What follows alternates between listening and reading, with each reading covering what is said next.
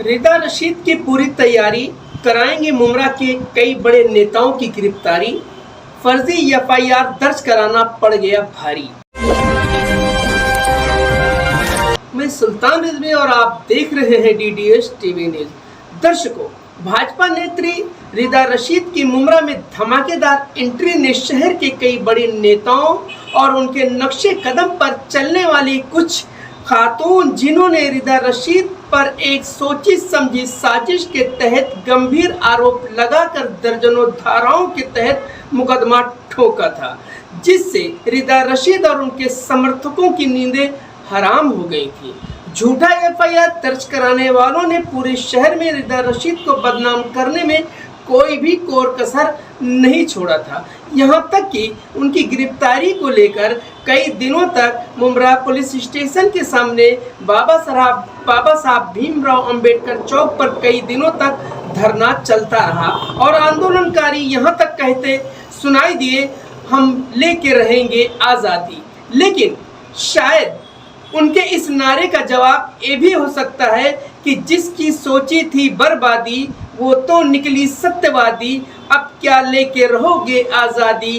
दोषियों की गिरफ्तारी की रिदा ने करा दी मुनादी। यानी प्रेस कॉन्फ्रेंस में अपने तेज तर्रार वकील के जरिए इस बात का पैगाम दे दिया कि मुझ पर एट्रोसिटी एक्ट व पीटा एक्ट की झूठी एफआईआर दर्ज कराने वालों होशियार हो जाओ। कानून के हाथ बड़े लंबे हैं, जांच जारी है, जल्द ही पासा पलटने वाला है। रिदा और उनके वकील की बातों को गहराई से सोचा जाए तो ऐसा लगता है कि लोगों पर गिरफ्तारी की तलवार लटक रही है। यहाँ तक कि वरिष्ठ नगर सेवक राजन किने ने तो यहाँ तक इशारा कर दिया कि कानून की गाज अब कई नेताओं पर गिरने वाली है, लेकिन विपक्षी कोई लल्लू पंजू नहीं है जो उनको उठा के पुलिस जेल में डाल देगी। वो भी एक राजनीति के मजे खिलाड़ी हैं, कब पासा पलट कर अपने विरोधियों को पटकनी दे दे, हम आप सोच भी नहीं सकते। ऐसी चर्चाएं शहर में हो रही हैं।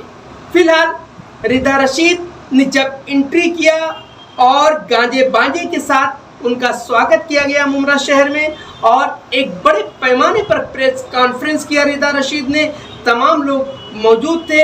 इस दौरान रिदा रशीद ने क्या पर्दाफाश किया, जो उनके ऊपर मामला दर्ज हुआ था, जो उनके ऊपर आरोप लगाए गए थे, जो महिलाएं शामिल थीं, उनका क्या इन्होंने पर्दाफाश किया है, पोल खोल किया है, आप सुनिए। उसके अम्मी तो गाँव चले गए। हाँ तो ठीक है ना, जाके मिलते ना उससे डायरेक्ट। आ गए खाली तुमको स्टेटमेंट देने का एक बार, और बाद में वो जो भी फॉलोअप करने का हम लोग ही करेंगे। कहीं भी आना नहीं है, जाना नहीं है। खाली एक बार स्टेटमेंट ऑफिसर जो भी है तुम लोग वहाँ आएंगे, वही स्टेटमेंट लेंगे अपन लोग। कहीं भी आना नहीं है, जाना नहीं है, तुम्हारा मुंह नहीं दिखाने का है। आगे का फॉलोअप हम लोग पूछ लेंगे। किसी को थोड़ा मालूम पड़ेगा बुरखे में कौन आएगा और कौन कहाँ गई। कोई और दूसरी नहीं जो स्टेटमेंट दे सकते अपने को, कोई भी चलेगा। कोई भी चलेगी दूसरी स्टेटमेंट नहीं देंगे। कोई भी जो स्टेटमेंट दे सके अपन उसको दे देंगे। दूसरी कोई है क्या? दो लेडी। हाँ, दूसरी से बात कर लिया। आप पूछो आप भी रेडी है तो बोलना, पेमेंट में अब जगह पे दे दूंगी उनको। थोड़ी सी इन्फॉर्मेशन, ठीक है, सामने बैठने के लिए स्टेप उसने बोले मैं पूछ के बताती हूँ। कुछ जरूरत भी नहीं है, तुम्हारा नाम ही नहीं आएगा, तुम्हारा चेहरा ही शो हो जाएगा, याद रखना। संजय, ये गारंटी हमारी। अगर इनके केस में चेहरा खोल भी दी तो क्या होता है, उधर चेहरा ब्लर दिखाते, चेहरा नहीं दिखाते। मुंडा और जो नाम आता है ना इनका, वो कट होता है उधर से। इनको खाली सामने जाके बोलना है ना? हाँ, खाली सामने बोलना है, डायरेक्ट जाके मिलाएंगे, बात करा के हटा देंगे। जुम्माबाद मिलोगे भाई? जल्दी बोलो। मैं टाइम ले लूँ, खाना का टाइम ले लूँ? हाँ, खाना का टाइम ले लो जुम्माबाद का। भाई बुरखे वाले आफा रहेगी तो मुंह कैसा दिखाएगी, ये बताओ मुझे। हाँ, ये बात है। बात खत्म हो जाती है। फिर मैं तुमको वीडियो कल तुमको बताती वीडियो 2 4 5 लेडीज ऐसी मिली भी थी मुझे, जिन्होंने बताया था वीडियो बोले मेरे ऑफिस में आते, ऑफिस में आ जाओ। तुम बोलो या तो एमएम के ऑफिस आ गए तो एमएम के ऑफिस में जाता भी। हाँ, एमएम के ऑफिस से बेहतर रहेगी। हाँ, वही टेंशन। अगर पुलिस वाला आ गया फिर क्या करेंगे? फिर तो कुछ नहीं मिलने वाला है, फ्री में करना पड़ेगा। ऐसी बात है। 5 तारीख को टाइम दिए तो अपने को पहली तक खत्म करना है ना, कमवा। और भी बल्कि मुझे ऑफर दिया जा रहा था कि आप बोलो प्लीज। मैंने जब इनकार कर दिया था तो बहुत रिक्वेस्ट किया था उन लोगों ने कि आपको हम ऑफर और बढ़ाते हैं, आपको इतना इतना देंगे हम, प्लीज आप ये मतलब कर दो। आपको सबको पता है क्या छठ पूजा से ये विषय चालू हुआ है। छठ पूजा के टाइम भी आप लोग ने देखा किस तरीके से मुझ पे अटैक हुआ, किस तरीके से महिलाओं को भेजा गया, मेरी बेटी को तक के एफआईआर में खींचा गया। इस तरीके से राजनीति छठ पूजा के टाइम हुई है, लेकिन उसमें कामयाबी नहीं मिली। और उसमें कामयाबी नहीं मिलने के वजह से मेरे मंच पे भी आके जब उन्होंने देखा 4000 महिलाएं बैठ गई है छठ पूजा के लिए, तो जब उन्होंने खुद ही से मेरे प्रोग्राम में आके मेरे प्रोग्राम में भी कुछ स्टेटमेंट देने की कोशिश की, लेकिन मेरी बहनों ने और अपने मुमरा के लोगों ने उनको खुद को जवाब दिया। अगर वो होने के बाद आप लोग को पता है एक ब्रिज का ओपनिंग था अपना टी जंक्शन वाई जंक्शन के पास का, वहाँ पर सभी लोग आए थे, सभी पार्टी के लोग थे, वहाँ पर मुर्दाबाद जिंदाबाद क्या के नारे लग रहे थे खुद के नेता के लिए, लेकिन वहाँ पर अपने सीएम आ रहे थे, इसलिए मैं भी वहाँ थी। वहाँ पर मुझे पता था क्या हमारे डीसीएम साहब भी आने वाले, तो हम सभी वहाँ जमा हुए थे। तो वहाँ पर से जब प्रोग्राम हो गया, बोलूँ मैं,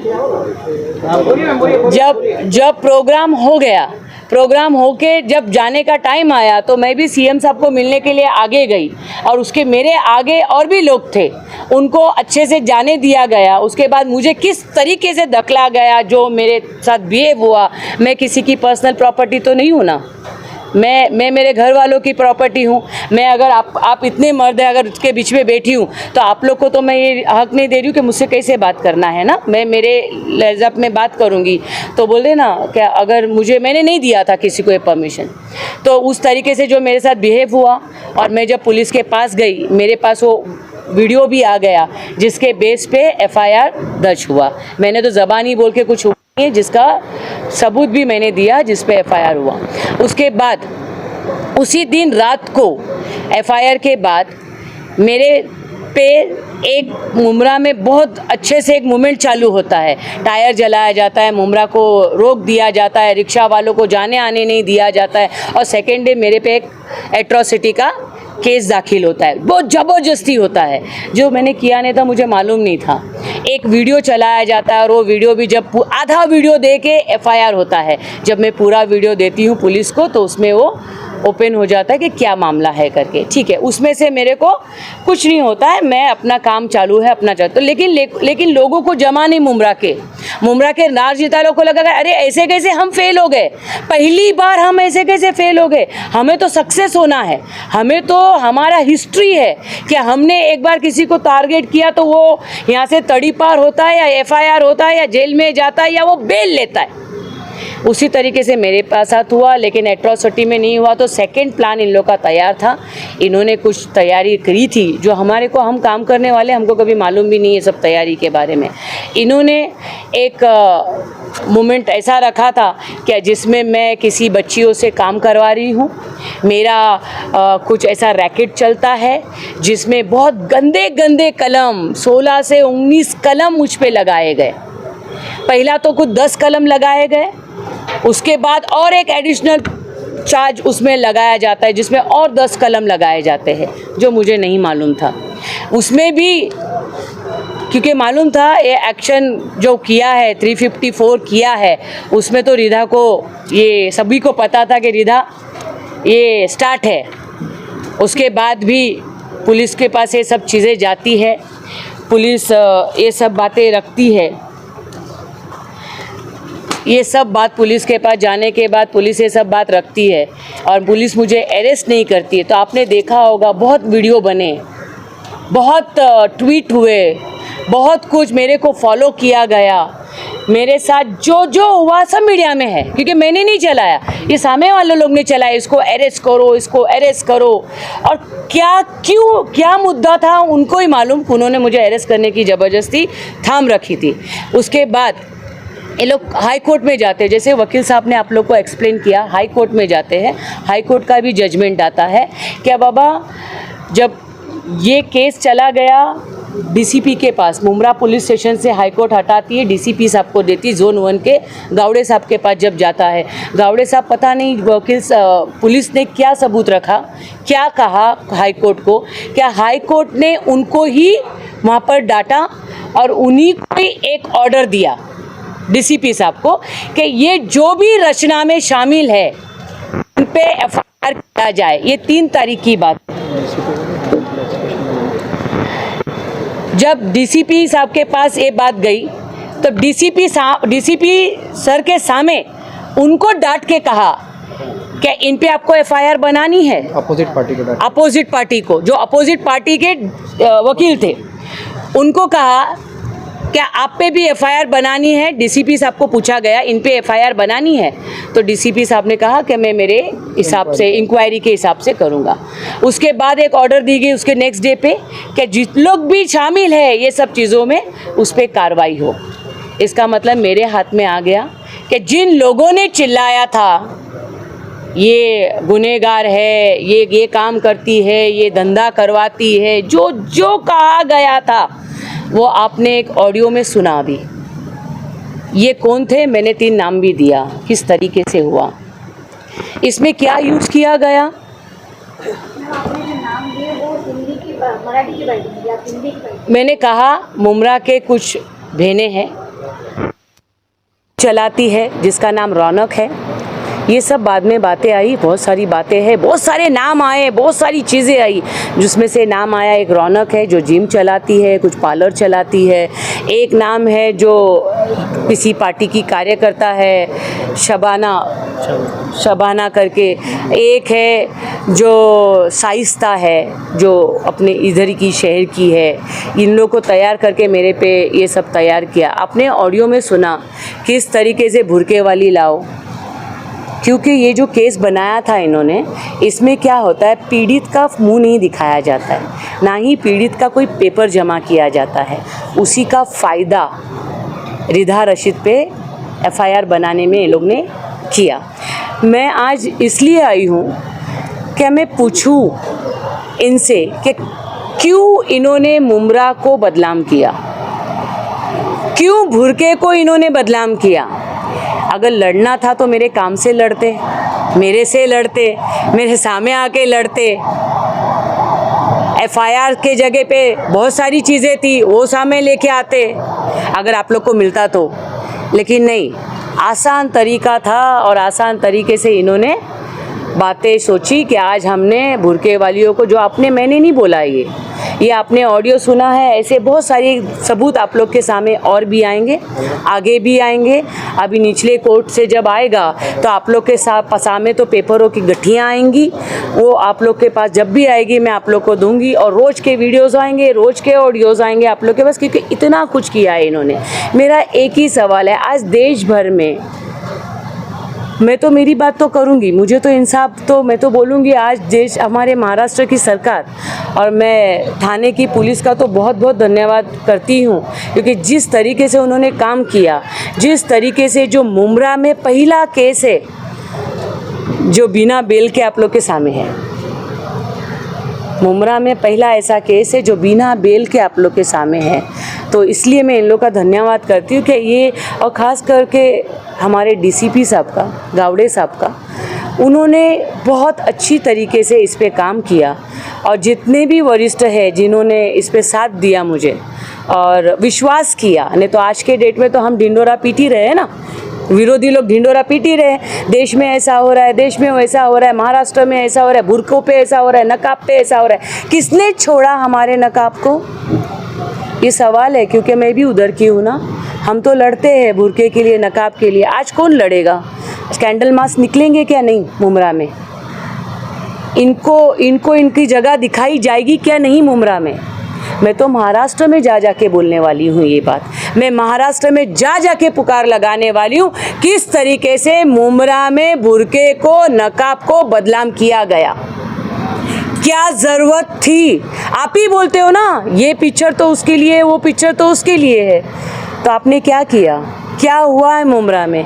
क्यों यूज़ हुआ मुमरा? क्यों इस्तेमाल किया गया मुमरा मेरे खिलाफ? वो भी नकाब, वो भी बुरका। ये तो बहुत बहुत शुक्रिया है मुमरा वालों का, मेरे लोगों का, जिन्होंने मुझे एक पल भी छोड़ा नहीं, मेरे साथ बने रहे। मेरे को हर कदम पे फ़ोन किया गया।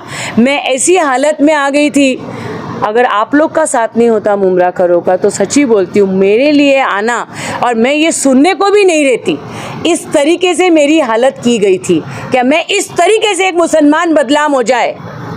एक तरीके से मुसलमान बदनाम तो होता ही, एक तो धंधा करवाने वाली और करने वाली भी भुरके वाली। कौन सा वाला?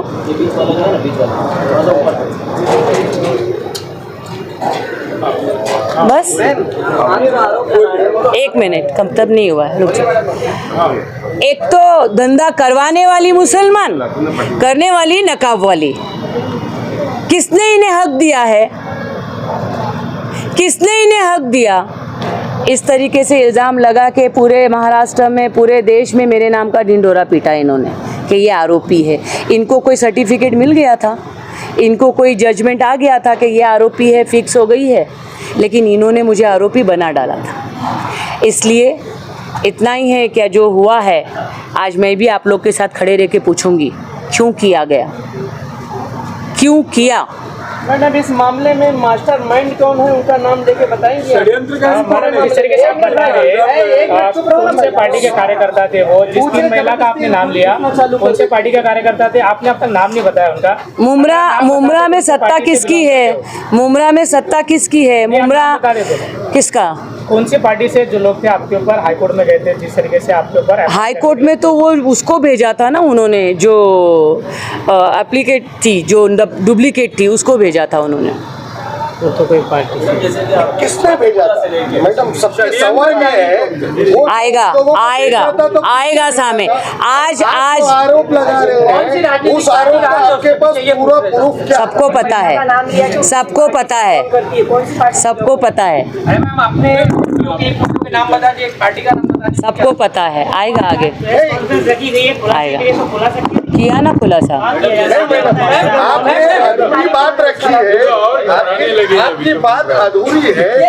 आप नाम नहीं बता रहे, आप जो एलिगेशन लगा रहे हैं, षड्यंत्रकारी कौन है? आपको पता है, आपको पता है। नहीं, इसमें तो बहुत से लोग हैं, तो कोई एक होगा ना, इसने सबको जो है पूरा चलाया। अभी अभी अभी अभी मुमरा वाले घबराते नहीं हैं। मुमरा वाले घबराते नहीं ना, तो मुमरा वाले अगर घबराते तो इस तरीके से मेरे को सपोर्ट में आज खड़े नहीं होते। मैडम, जैसे कि छठ पूजा से एक मिनट, हाँ जरा, आपने जो बताया अब तक की आप बात बताई, छठ पूजा से शुरुआत की और रैकेट पे खत्म किया आपने कि आपके ऊपर बैक टू बैक इल्जाम लगाया गया और आपको फंसाया गया, एक ट्रैप बनाया गया, प्री प्लान षड्यंत्र रचा गया। लोगों का ये भी कहना है, आपके ऊपर आरोप है कि आपकी पार्टी ने आपको मोहरा बनाकर आगे किया इनके खिलाफ। कैसे? इसके बारे में आप क्या कहें? कैसे? जो छठ पूजा से आपने स्टार्ट किया, बाईपास के ऊपर जो किया गया, इनका ये कहना है कि सारा प्री प्लान था। उनका ये कहना है कि हमने क्योंकि प्लान करने वाले साइड पे किया। अच्छा, किस तरीके से? जो वीडियो आप बता रहे हैं, किस तरीके से? आपको ये प्री प्लान किए, ये कौन बोल रहा है? चलिए, मेरा हो गया है अभी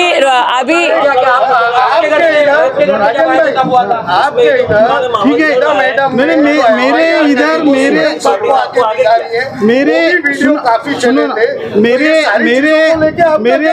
मेरे इधर सीएम साहब आए थे 1:15 बजे और ये 12:23 पे 354 का गुना दाखिल हुआ था। सुनिए, मैं आपको बताता हूँ, मेरी बात सुनिए। ये जो अभी हाईकोर्ट ने जो डिसीजन दिया है, डीसीपी साहब को उन्होंने इन्वेस्टिगेशन करने को कहा है कि इसमें कहाँ हद तक क्या है, कौन है, वो पूरा जब मामला हो जाएगा तो आपके सामने पूरा नाम भी आएगा और कौन कौन आरोपी है, आरोपी के पिंजरे में कौन कौन है, वो भी पूरे आरोपी के पिंजरे में आपको खड़े मिलेंगे। आप इस बात से, ये थोड़ा सस्पेंड है डीसीपी साहब के माध्यम से। ये पूरा इन्वेस्टिगेशन होने के बाद जिस तरीके से हाईकोर्ट ने डीसीपी साहब को ऑर्डर किया है, तो उन्होंने आपको इस बात का अंदेशा भी है। आपने जैसे किसी पत्रकार ने पूछा था कि उनको अरेस्ट भी हुआ था, किसी को अरेस्ट नहीं हुआ था। वहाँ पर डीसीपी साहब ने रेड किया था और वहाँ पर उनके जो कुछ एविडेंस थे, जैसे कि मोबाइल है, सीसीटीवी फुटेज है, ये सब जो एविडेंस है ना, उन्होंने डीसीपी साहब ने अपने ताबे में ले लिए और वो पूरा इन्वेस्टिगेशन करने के बाद पूरा हाईकोर्ट के सामने लेके आएंगे और उसके बाद में हम आप पूरा मैम पूरा डे वाइज डे विथ नाम के साथ में सब कुछ मिलेगा। अभी आगे आगे चल के सब मिलेगा। मैम के जरिए टारगेट किया गया, लेकिन मैम दूसरे तरीके से टारगेट हुआ है ना। ये जैसे अभी आपने कहा ये टारगेट है, प्रेस रिलीज नहीं है, मुसलमान को हाई कोर्ट का करने का ये जो बिल रचा गया, ये नहीं, ये टारगेट है। हाई कोर्ट का तो कॉपी जैसे जो अभी आप भाजपा से है, तो भाजपा जो एक मूवी बनाती है और वो मूवी बनाने के बाद मुसलमान को टारगेट कर रही है, तो आऊंगी उसके बारे में इस पे आगे बोलूंगी। आज आज आज आज ये था कि आज जो मुझ पे इल्जाम लगा था उतना उसका बोल दिया है। इस पे इंशाल्लाह अभी आप लोग के सामने हूँ, आप लोग के सामने बोलूंगी। आने वाले टाइम में कुछ तो रखो मेरे लिए। हाँ, आपने परेशान करने वाले षड्यंत्रकारी का नाम नहीं बताया। देखिए, ये जो गुना मैडम के खिलाफ जो एफआईआर रजिस्टर हुआ है, सबसे पहले मैडम ने 354 का जो एफआईआर किया था, आपने तो देखा होगा, वीडियो में था, सबको एफआईआर में दिखा होगा कि भाई इनको पकड़ के ढकेला जा रहा है। सिर्फ वो नहीं था, इनको कहाँ पर ढकेला जा रहा है वो चीज़ बहुत इंपॉर्टेंट थी। ढकेला एक भीड़ के ऊपर जा रहा है जो आदमियों से भरी है, ठीक है। उसके बाद इन्होंने एक एफआईआर किया। कोई भी कॉमन मैन जाता है पुलिस स्टेशन में एफआईआर करता है। उस एफआईआर के बाद फ़ौरन ये मेरी क्लाइंट मेरे पास आई, मुझे बोली कि मुझे धमकियों वाले कॉल आ रहे हैं, मुझे बार बार एफआईआर विड्रॉ करने के लिए बोला जा रहा है, तो क्या किया जाए। तो हमने उसके लिए फ़ौरन हमारी कंप्लेंट्स बनाई और डीसीपी एसीपी तमाम लोगों को कंप्लेंट दिया, और उसी डे 1 से हमने अपने मूवमेंट को, जहाँ भी हम गए उस मूवमेंट को हमारे पास रिकॉर्ड रखा कि हम कहाँ कहाँ प्रेजेंट है। उसके फ़ौरन बाद रात में आप देखोगे कि पुलिस स्टेशन जाम किया गया। पुलिस स्टेशन जाम करने के बाद टायर जलाए गए। उसके बाद एक एट्रोसिटी का गुना वापस से रजिस्टर्ड होता है, और एट्रोसिटी के बाद देखा गया कि आपने देखा होगा पुलिस स्टेशन के बाहर ही उपोषण में बैठ जाते हैं प्रोटेस्ट के नाम पर कि भाई रिदा रशीद को अरेस्ट करो, एफआईआर लो। उसके बाद वो भी एफआईआर 354 के गुना के 12 या 14 घंटे के बाद होता है, वो भी उस इंसिडेंट्स के लिए जो 26 दिन पहले हुआ नहीं था। ऐसा एक इंसिडेंट शंकर मंदिर में आप सभी ने देखा होगा। उसके बाद जब वो एट्रोसिटी के गुनाह में फेल हो जाते हैं, जब वो झूठा प्रूफ हो जाता है, तो प्लान बी में ये नया गुना दाखिल होता है, जिसमें तकरीबन 15 से 16 कलम सेक्शंस लगाए जाते हैं। वो भी इतने गंदे सेक्शंस होते हैं। उसमें एलिगेशंस ये होते हैं कि ये औरत धंधा कराती है, लड़कियों को बेचती है। और एलिगेशंस के बाद एक प्रेशर क्रिएट करने के लिए ट्विटर, सोशल मीडिया, फेसबुक को इस्तेमाल किया जाता है। उस पर एक औरत बैठती है और इंसाफ मांगती है कि मेरी बेटी को इंसाफ दो। हालांकि वो औरत भी बाद में आगे इन्वेस्टिगेशन में झूठी साबित होती है। और जो पिटिशनर, इस पे दबाव डालने के लिए एक हाईकोर्ट में पिटिशन फाइल होता है, जिसके अंदर पिटिशनर हाईकोर्ट में जाके 2 प्रेयर मांगती है। सबसे पहला प्रेयर कि भाई ये जो इन्वेस्टिगेशन हो रहा है, इस इन्वेस्टिगेशन के अंदर एक सीनियर रैंक के ऑफिसर को अपॉइंट किया जाए, सीनियर रैंक एसीपी या कमिश्नर रैंक का। उसके बाद जो दूसरा उनका प्रेयर होता है, उस प्रेयर में वो कहते हैं कि भाई हमें इन्वेस्टिगेशन पे भरोसा है, आप इन्वेस्टिगेशन की रिपोर्ट को कोर्ट में प्रोड्यूस करो। तो इन्वेस्टिगेशन की रिपोर्ट कोर्ट में प्रोड्यूस होती है। जब जजेस, डिवीज़न बेंच, 2 जजेस बैठे हैं, जस्टिस गडकरी और जस्टिस पीडी नायक, जब वो डिवीज़न बेंच उसका कॉग्निजेंस लेती है, देखती है, तो उनको पता चलता है कि इसके अंदर कुछ चीज़ें कॉन्ट्राडिक्टरी चल रही है। तो उसी वक्त उनके प्रेयर के मुताबिक, इन्हीं का पिटिशन है, इन्हीं के पिटिशन पे कोर्ट एक ऑफिसर को अपॉइंट करता है, गणेश गावड़े, जो कि डीसीपी जोन 1 के डीसीपी है। उन्हें तो मुमरा शहर के बारे में कुछ पता नहीं था, वो बस जस्ट अपॉइंट हुए थे नए। जब उनके पास इन्वेस्टिगेशन जाता है, तो उस इन्वेस्टिगेशन में उनकी रिपोर्ट फिर कोर्ट में सबमिट होती है, जहां उनकी इन्वेस्टिगेशन में पता चलता है जो पिटिशनर है वो झूठी है, उसका नाम झूठा है, उसके डॉक्यूमेंट झूठे हैं, और इस पिटिशनर के पीछे एक पूरी कॉन्स्पिरेसी रचने वाली टीम है। और इसमें शहर के काफ़ी लोग हैं जो आपके सामने, शहर के सामने ज़रूर आएंगे, बहुत ही जल्द आएंगे। और इसके बाद हाईकोर्ट इसमें एक ऑर्डर पास करता है कि उसमें स्पेसिफिक लिखा गया, हाईकोर्ट ने बोला है कि डीसीपी को पावर दिया है कि आप इसके अंदर एक्शन ले सकते हो। इसके अंदर डीसीपी ने एक सेपरेट इन्वेस्टिगेशन किया है, जो कॉन्स्पिरेसी हुई है, इस कॉन्स्पिरेसी के बारे में वो सब आपके सामने बहुत जल्दी आएगी। मैम, आप पे ही क्यों ऐसा हो रहा है? वजह क्या है? मेरे पे इसलिए हो रहा है क्योंकि मैंने है ना यहाँ पर मस्जिद नहीं देखी, मैंने यहाँ मंदिर नहीं देखी, मैंने यहाँ छठ पूजा नहीं देखा, मैंने कोई अपना त्योहार नहीं देखा, मैंने सब त्योहारें बनाई, मैं सब में शामिल होती हूँ। ये बात की तकलीफ हो गई। और जो फैन फॉलोइंग देख रहे हैं, जो लोगों की भीड़ देख रहे हैं, उससे यहाँ के लोगों को तकलीफ हो। मैं सुल्तान रिजवी और आप देख रहे हैं डीडीएच टीवी।